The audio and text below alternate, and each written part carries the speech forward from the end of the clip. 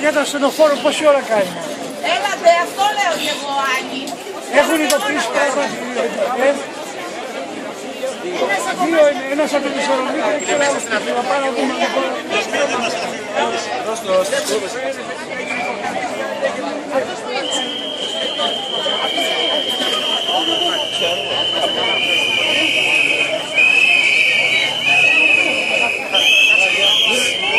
Συρία το κάνανε εδώ με το χημικά.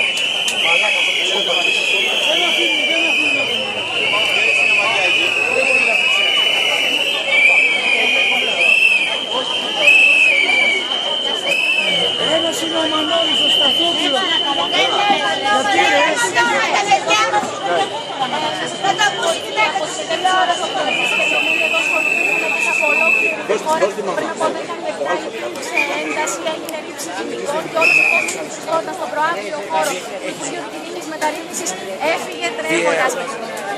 Οι δύο άνθρωποι μάλιστα έχασαν τις αισθήσεις τους και έχει δίνει κινήσεις για να έρθει και το ασθενοφόρο. Ναι, καλή σας μέρα.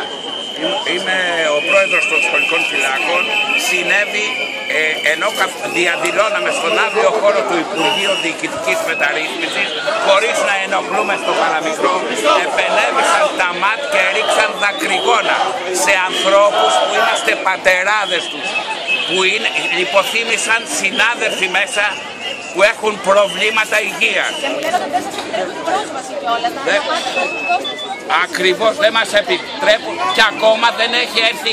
Κάνουμε έκκληση να στείλετε να σταλεί ένα ασθενοφόρο. Είναι οι άνθρωποι σε άσχημη κατάσταση.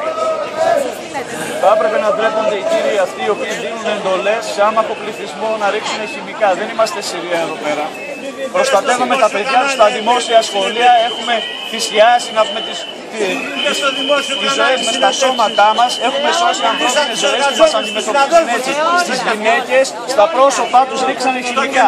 2 άτομα είναι λιπόθυμα μέσα στο προαύριο και περιμένουμε τα ασθενοφόρα.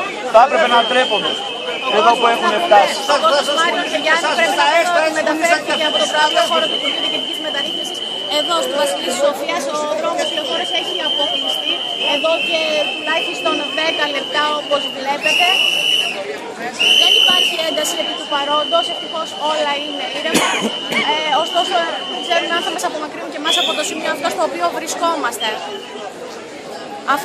Αυτά για την ώρα, για οποιαδήποτε εξέλιξη, είμαστε κοντά σας.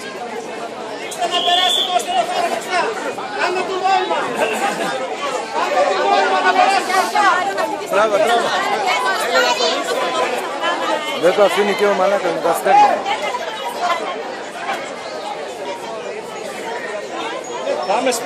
Πάμε στον αρχηγό της αστυνομίας να τα ρίξουμε λίγο. Και ποιος δεν το λέει. Αυτός έδωσε εντολή ρε για τα χημικά ρε. Αυτός έδωσε εντολή. Τα παιδιά της τα φιλούσαμε στα σχολεία.